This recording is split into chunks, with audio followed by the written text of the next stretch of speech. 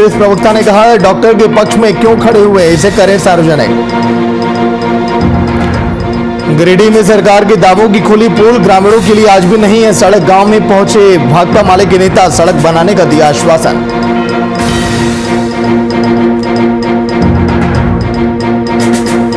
यास चक्रवाती तूफान को लेकर रांची में अलर्ट जारी, 26 मई की सुबह से ही दिखा सकता है अपना कहर। रांची प्रशासन ने कर्मचारियों को अलर्ट रहने के दिए निर्देश।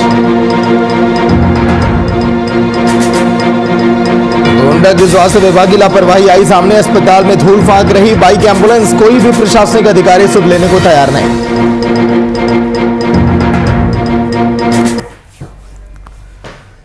नमस्कार, बात झारखंड की में आप सभी का स्वागत। मैं आपके साथ सागर मिश्रा। कोविड-19 संक्रमण और चक्रवाती तूफान यास को लेकर मुख्यमंत्री हेमंत सोरेन ने अपने आवासीय कार्यालय में आपदा प्रबंधन के अधिकारियों के साथ बैठक की। इस बैठक में उन्होंने कोविड-19 और संक्रमण और चक्रवाती तूफान यास से निपटने के लिए भी कई दिशा निर्देश दिए। बैठक में स्वास्थ्य मंत्री, मुख्य सचिव, आपदा प्रबंधन सचिव समेत अन्य अधिकारी वहां पर मौजूद दिखाई दिए। तो कोरोना को लेकर सीएम योगी की बैठक, चक्रवात को भी लेकर बैठक, जिस तरह से यास को लेकर एक चक्रवाती तूफान जिसको लेकर अलर्ट जारी किया गया है झारखंड में, कैसे लोगों को सचेत किया जाए, बताया जाए कि ये तूफान खतरनाक हो सकता है। अगर आप सचेत अगर आप नहीं रहे तो सावधानियां बरतनी होंगी। इसीलिए तुरंत मौसम विभाग की अलर्ट पर है। एनडीआरएफ की 4 टीमें भी भेजी गई हैं झारखंड में, और एनडीआरएफ की टीमें अगर झारखंड भेजी गई हैं तो अंदाजा आप लगा सकते हैं कि क्या अनुमान अब जताए जा रहे हैं चक्रवाती तूफान को लेकर।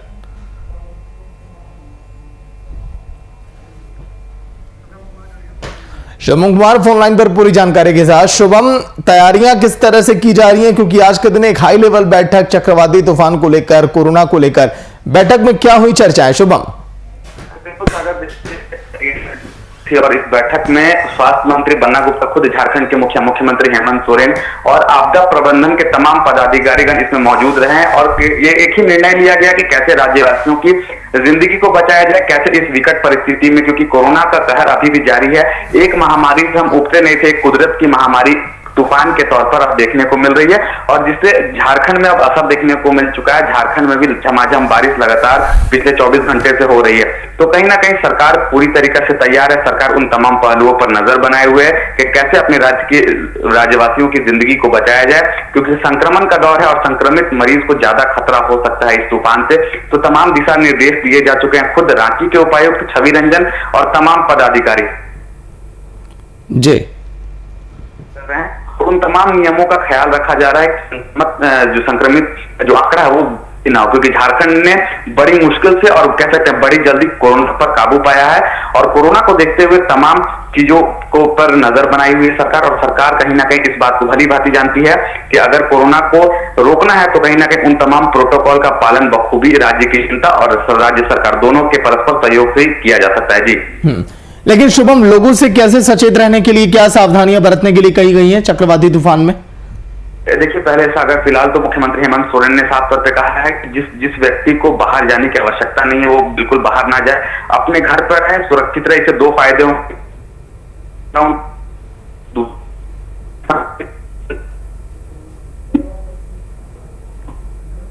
जय, चलिए, शुक्रिया शुभम पूरी जानकारी के लिए।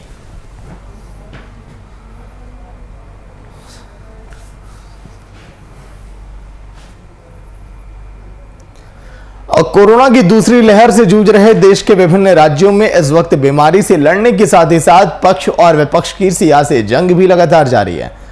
तस्वीरें आप देखेंगे, सीएम सोरेन को भी आप सुनेंगे, जिस तरह से अब विपक्ष बिल्कुल भी बख्शने के मूड में नहीं है। हर पार्टी हालात के लिए दूसरे को ही जिम्मेदार ठहरा रही है। लेकिन सीएम सोरेन ने एक ऐसी बात कह दी जो विपक्ष को सही नहीं लगी, और आम जनता भी इस पर कमेंट कर रही है। ये कहना था सीएम सोरेन का कि अब मुफ्त में कफन अब दिया जाएगा जिनका मृत्यु होगी, जिनके कोरोना से राज्य में। इसी को लेकर विपक्ष अब हमलावर है। क्या कुछ कहा सीएम सोरेन ने, सत्ता पक्ष ने, विपक्ष ने, वो भी आप सुनिए।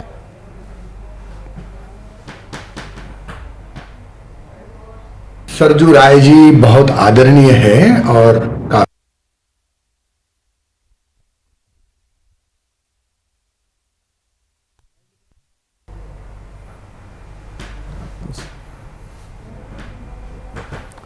सीएम से फैसला वापस लेने की मांग विपक्ष अब कर रहा है, क्योंकि राज्य में जो हालात है, ये कहना कि वैक्सीन फ्री में लोगों तक जल्द से जल्द पहुंचाई जाए, अस्पतालों में बेड लोगों को मिल जाए तो बेहतर होगा। लेकिन ये जो ऐलान किया गया सीएम सोरेन की तरफ से, ये किसी के गले से नीचे नहीं उतर पा रही ये बातें, और सीएम से फैसला लेने की मांग विपक्ष भी कर रहा है। और आज के दिन तमाम नेताओं से भी इस मुद्दे पर बातचीत हुई। वरिष्ठ पत्रकार का भी यही कहना था कि नहीं, ये सीएम सोरेन की बातें सही नहीं है, ये घोषणा लोगों को पसंद बिल्कुल नहीं आएंगी।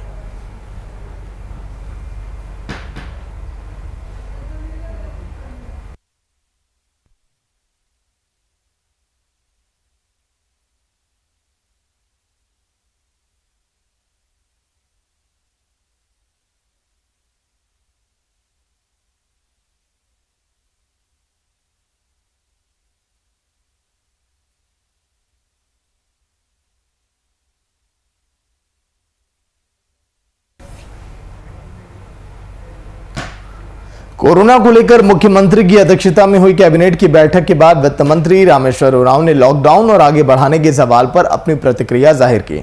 इस दौरान उन्होंने बताया कि लॉकडाउन आगे बढ़ना चाहिए, इस पर उन्होंने अपनी राय दे दी, जिसमें मुख्यमंत्री के फैसले का इंतजार है।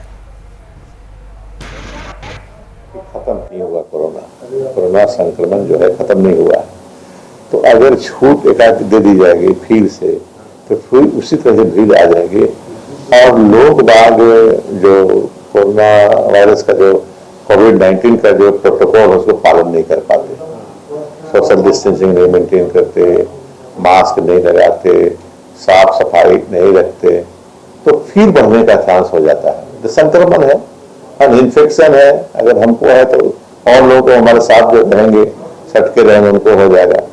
इसीलिए राय हम लोग की थी, हमारे पार्टी की राय खास करके हमने सभी एमएलए से, अधिकतर टीसीसी प्रेसिडेंट से बात किया और लोगों से, दूसरे पार्टी के लोगों से बात किया। उनका जो फिर से सरकार द्वारा एक सप्ताह एक्सटेंड किया गया है 25 से 1 तारीख तक, तो हम लोग का कोशिश है, जिला प्रशासन, पुलिस, नगर परिषद, सबका कोशिश है कि मैक्सिमम उसका अनुपालन करवाया जा सके। उसी के तहत रोको टोको एक्सरसाइज चल रहा है।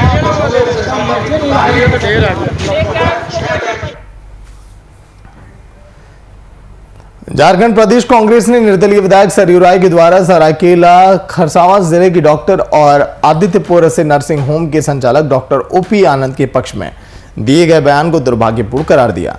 उन्होंने कहा कि सरयू राय को डॉक्टर के पक्ष में क्यों खड़ा होना पड़ा, ये भी उनको सार्वजनिक करना चाहिए। सरयू राय जी बहुत आदरणीय है और काफी सम्मानजनक नेता है वो, लेकिन एक डॉक्टर जो सरकार के कामों में बाधा डालता हो, जो मंत्री को ये कहे कि दौड़ाकर पीटेंगे, भद्दी गालियां देता हो और मरीजों से अवैध वसूली करता हो, ऐसे डॉक्टर ओपी आनंद के पक्ष में खड़े होने की नौबत क्यों आई, माननीय सरयू राय जी को ये राज्य की जनता जानना चाहती है।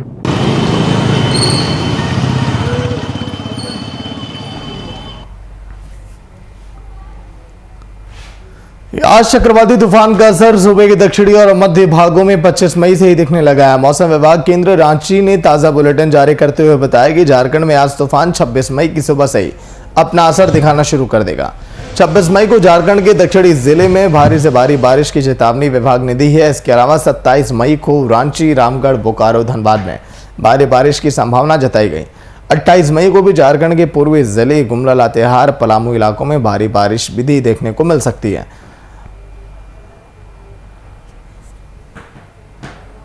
जैसा कि पूर्वानुमान था, साइक्लोनिक स्टॉर्म यास है, वो सीवियर साइक्लोनिक स्टॉर्म यास बन चुका है और आज शाम देर रात तक में उसको वेरी सीवियर साइक्लोनिक स्टॉर्म यास बनने की संभावना है और इसका जो मूवमेंट है नॉर्थ नॉर्थ वेस्ट हो रहा है। और बात किया जाए तो ये फिर और इंटेंसिफाई होता हुआ कल सुबह में ये close to Orissa west Bengal coast के पास में चंदीपल्ली अधवा पोर्ट के पास में ये पहुंच जाएगा। और इसका लाइकली चांसेस है कि ये north Orissa west Bengal coast between Paradip and Sagar islands के पास से north of Dhamra and south of Balasore. चक्रवाती तूफान यास से झारखंड के लोगों को बहुत ज़्यादा पैनिक होने की ज़रूरत नहीं है, लेकिन हाँ, तूफान तो तूफान है। इस तरह के तूफान बंगाल की खाड़ी में लगभग हर साल आ रहे हैं और ये भी उसी तरह का एक तूफान है। और झारखंड में बहुत ज़्यादा इफेक्ट इसका नहीं होने वाला। बारिश होगी 26 और 27 को, कहीं पे ज़्यादा कहीं पे कम। ख़ास करके जो पूर्वी किनारे वाले ज़िले हैं, ख़ास करके ईस्ट सिंहभूम, वेस्ट सिंहभूम, सरायकेला, बोकारो, धनबाद, जामताड़ा, दुमका, पाकुड़, ये सब ज़िले में थोड़ी सी ज़्यादा एहतियात बरतने की ज़रूरत है। हवाएं थोड़ी तेज़ हो सकती हैं, 50 से 60 किलोमीटर।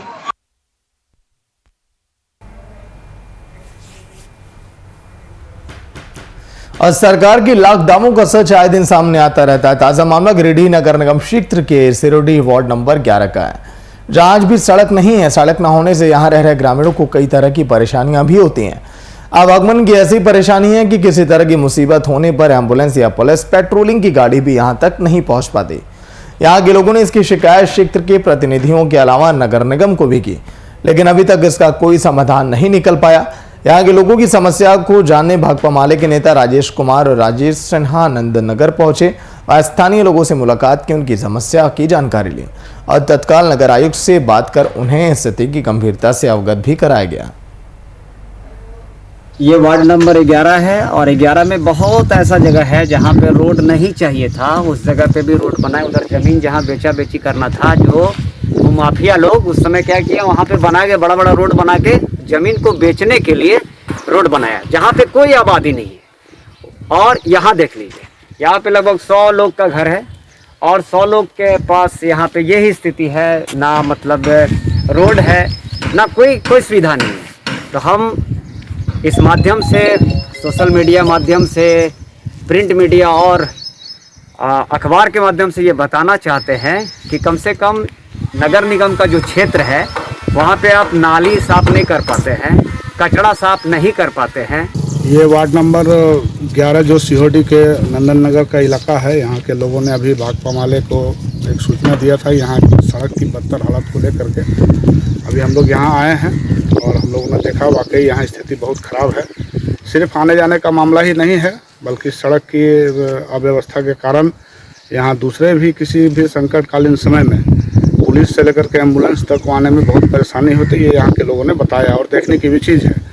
तो हम इसमें नगर प्रशासन से, नगर निगम के प्रशासन से हम ये अपील करेंगे, मांग करेंगे कि अविलंब वे इसको प्राथमिकता के तौर पर इसको ले करके और किसी भी तरह से यहाँ पर ये सड़क का निर्माण कराएं और जब तक निर्माण ना हो तब तक इसकी मरम्मती कराएं।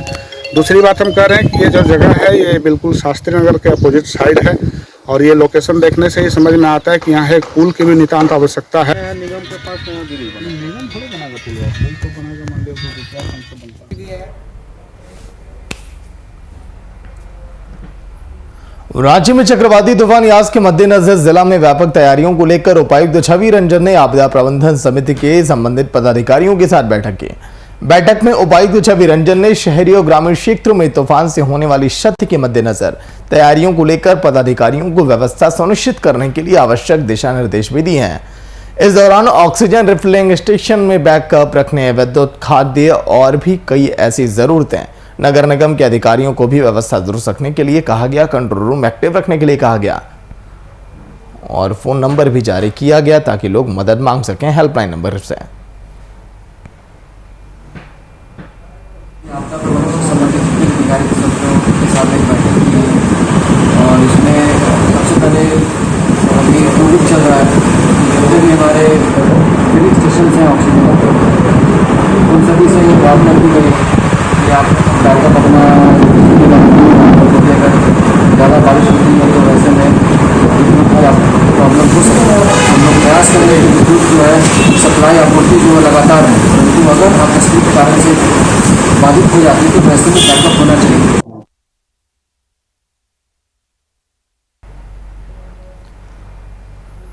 कोरोना का कहर अब तेजी से गांवों में भी अब फैल रहा है, जिसको देखते हुए गांव में बढ़ते संक्रमण को रोकने के लिए राज्य सरकार अब सेविका समितियों का सहारा लेगी। सूबे के मुख्यमंत्री ने बैठक में निर्णय लिया है कि जिसके आलोक में सेविका समिति अपने क्षेत्रों में अपने कार्य में लग गए। सेविका समिति अपने क्षेत्रों में घर घर जाकर शरीर का तापमान नापेंगी और शरीर का तापमान ज्यादा होने या कोरोना के लक्षण दिखने पर उन्हें कोरोना किट के साथ ही कोरोना वायरस से बचने के उपाय भी बताए जाएंगे। हाँ, आज से एक प्रोग्राम चल रहा है मुख्यमंत्री के आदेश पर 25 तारीख से 5 जून तक। तो डेली गृह भ्रमण हो रहा है सहिया और सेविका और सहायिका के द्वारा। आज से शुरू हुआ है और वहाँ पर गृह भ्रमण में जो भी संक्रमित या संदेहात्मक रोगी रहेंगे उनको यहाँ पर जांच के लिए भेजा जाएगा, कोरोना जांच के लिए। अगर यहाँ पर कोरोना जांच में क्या निकलता है तो उसका इलाज किया जाएगा। जो गंभीर रूप से बीमार रहेंगे उनको हॉस्पिटल में भर्ती कराया जाएगा। कांके CSC हॉस्पिटल है, उस जगह पे हम लोग को BDT और हमारे सीनियर ये है प्रभारी सर, उन्होंने हमें दिए कि अपने गांव में इस तरह का अगर कोरोना संक्रमित व्यक्तियों को चिन्हित करना, जैसे घरों घरों में जाके उनका सर्वे करना। और सर्वे का माध्यम से हम लोग को मिला है किट, थर्मामीटर, जिनसे हम लोग उनका तापमान देखते हैं। और यदि उनका जो तापमान अभी हम लोग को मिला है उस तापमान पे अगर 40 डिग्री से ऊपर होता है सेल्सियस, तो हम लोग उनको बोलते हैं कि आप हमारे पंचायत भवन में आके, यहाँ पर कैंप लगा है, उस कैंप में आप लोग जांच कराइए।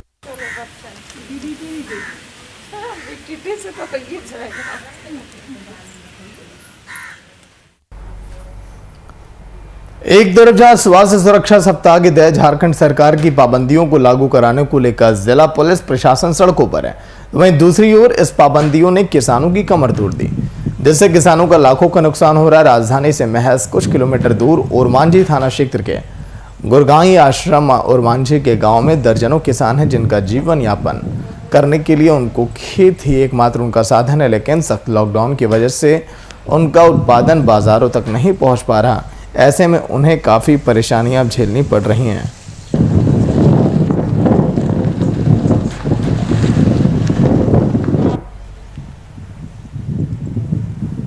माननीय मुख्यमंत्री जी ने भी कहा था और पहले भी पिछले साल भी हुआ था, हमने आकलन कराया था और क्षतिपूर्ति के पैसे भी जिलों को प्राप्त हुए हैं। इस बार भी मैं आग्रह करूंगा सभी संवेदनशील जनप्रतिनिधियों से, कृषक से, कि आप अपने क्षतिपूर्ति का आकलन संबंधित विभाग के पदाधिकारी द्वारा करा के हमें भेजें।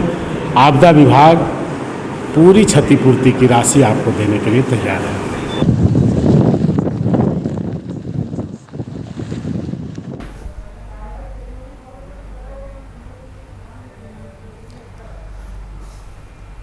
दुमका में लगभग 300 पुलिस कर्मियों ने काम का बहिष्कार कर दिया। जरमुंडी थाने में विरोध किया, प्रदर्शन किया। पुलिस कर्मियों के विरोध की वजह थी मार्च महीने का वेतन नहीं मिलना। कर्मियों के वेतन दिए जाने की मांग के साथ ही साथ थाना परिसर में प्रदर्शन भी किया गया।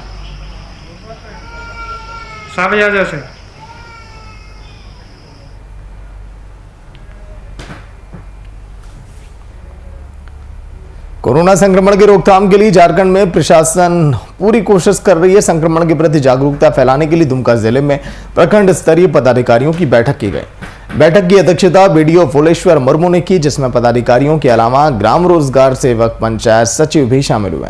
साथ ही बिरसा हरित ग्राम योजना के तहत विभिन्न पंचायतों में रोजगार मुहैया कराने पर भी चर्चाएं की गई। मौसम विभाग का पूर्वानुमान के आधार पर जो जिला से हम लोग को निर्देश मिला है कि 24 से 27 के बीच चक्रवाती तूफान यस का झारखंड में प्रवेश की संभावना है। इस दौरान जो चक्रवाती हवाएं हैं यहाँ भी उसका असर पड़ सकता है। यहाँ तेज आंधी और वर्षा की संभावना है। इसलिए सभी जो अपने कर्मी हैं यहाँ के सभी लोगों को इस संदर्भ में सबके साथ बैठक की, सबको ये निर्देश दिया कि अपने अपने क्षेत्र में सभी लोग जो स्थानीय नागरिक हैं, जो जनता उन्हें इस बात से अवगत कराएं कि इस दौरान अनावश्यक रूप से बाहर न रहें और लोगों को ये अलर्ट में ये कर दें कि इस तूफान की दरमियान हताहत होने की संभावना रहती है, इसलिए पेड़ के नीचे कोई ना रहे। जो भी ये है एहतियात बरतने की बात है वो बरतें, ताकि यहाँ उसका कम से कम क्षति हो।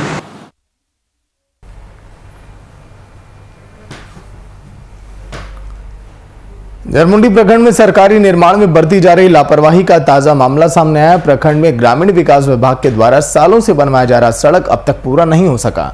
हालांकि जो सड़क बनाई गई वो भी लापरवाही की भेंट चढ़ गई। सड़क के किनारे बॉर्डरिंग नहीं किए जाने के कारण सड़क बिखरने लगी। साथ ही निर्माण में इस्तेमाल किए जाने वाली सामग्री की कमी भी साफ तौर पर दिखाई देती है। ये चरघरा से बोगली तक रोड गया है और ये रोड करीबन 10 साल पहले पास हुई थी और ये रोड यही 2 महीना पहले से इसका कार्य चालू है। और ये रोड का स्थिति आप देख सकते हैं कि क्या रोड का है। ना इसमें जेसीबी रोलर चलाया गया, ना इसमें कुछ काम हुआ गया, सिर्फ मिट्टी दे के मेटल दे के इसमें डायरेक्ट पिच कर दिया गया है। और पिच का भी स्थिति है जो कि हम यही 2 दिन पहले इससे गुजर रहे थे, तो 2 दिन पहले इससे गुजर रहे थे तो देखे कि बीच रोड में ट्रैक्टर रोड धंस गया है और ट्रैक्टर पलटी के कगार पे था। तो मैंने देखा कि अगल बगल तो काफ़ी रोड धंसा हुआ है और आप देख सकते हैं रोड का स्थिति। हाँ, क्या बोलेंगे? और ये देख सकते हैं कि जैसी सरकार वैसा रोड। मेरा सड़क का स्थिति तो यही आपके सामने है। करीबन 12-13 साल से बन रहा है, लेकिन अभी तक पूरा तो हुआ नहीं है। और 3 महीना पहले खरबिला मटियल भेंडा टोला तक करीबन 1 किलोमीटर फिंस किया है, जिसमें अभी उखड़ गया है।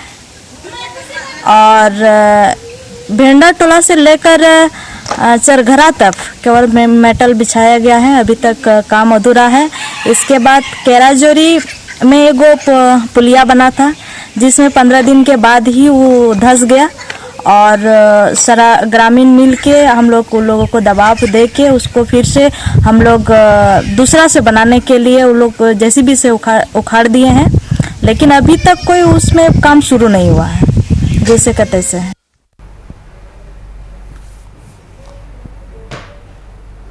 मुख्यमंत्री श्रमिक रोजगार योजना के तहत रांची नगर निगम में 137 कामगारों को रोजगार से जोड़ा गया, जिसमें इन सभी मजदूरों को 50 दिन का रोजगार दिया गया। सभी श्रमिक डेली बेसिस पर काम करेंगे। वहीं मेयर आशा लकड़ा ने कहा कि इस योजना को और पहले लाने की जरूरत थी। उन्होंने बताया कि जब कोरोना का पीक टाइम चल रहा था तब ये योजना आई होती तो लोगों को और भी लाभ मिल जाता। श्रमिक योजना के अंतर्गत पूरे राज्य में आज ये योजना शुरुआत हुई है और रांची नगर निगम के अंतर्गत 137 श्रमिकों को आज के दिन रोजगार के रूप में जोड़ा गया है। मैं समझता हूँ कि एक अच्छी पहल सरकार के द्वारा की गई है और रांची नगर निगम के मैन पावर को बढ़ाने से कहीं ना कहीं शहर की साफ सफाई में भी इसका अंतर आएगा। लगातार रांची नगर निगम ये प्रयास कर रहा है कि अपने 53 वार्ड में कैसे अच्छे से काम करके शहर को साफ सुथरा किया जाए, उसका परिणाम लोगों को दिखे। पहले से शुरू होना चाहिए था। जिस समय पीक आवर था तब लोगों को खाने का निवाला नहीं मिलता था। इसको पहले करते तो शायद जो श्रमिक अभी आ रहे हैं 1 महीना बाद तो संभवतः इनको अच्छा हो सकता था। कोई बात नहीं, देर ही सही लाया गया और इनको निगम में दिया गया है, ये अच्छी बात है। देखिए, जहाँ कमी है जिस वार्ड में चाहे जिस मोहल्ले में, अभी बरसात आने वाला है और पूरे शहर में कहीं ना कहीं गली मोहल्ले में गंदगी है। आपको मेन शहर का दिखाई देता है, लेकिन जब हमने भ्रमण किया और भ्रमण के दरमियान पाए हैं कि बस्तियों में, गलियों में नालियों का सफाई अभी नहीं शुरू हुआ है।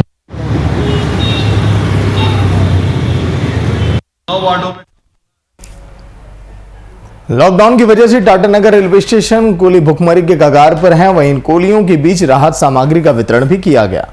कोरोना की पहली लहर के कारण लॉकडाउन की वजह से ट्रेनों का परिचालन पूरी तरह से बाधित हो गया था। धीरे धीरे ट्रेनों का परिचालन शुरू हुआ ही था कि दूसरी लहर के ने आम जनजीवन को प्रभावित कर दिया। कई ट्रेनों को अस्थायी तौर पर रद्द किया गया, तो वहीं दूसरी तरफ संक्रमण के खतरे को देखते हुए यात्रियों की संख्या भी शून्य हो गई।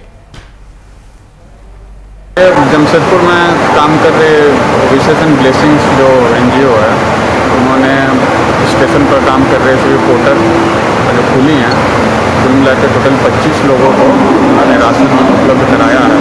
जैसा कि आप लोग को जान रहे हैं कि धीरे धीरे लोगों का भी फुटफॉल कम हो रहा है, तो उनके लिए ये काफ़ी बड़ी मदद है।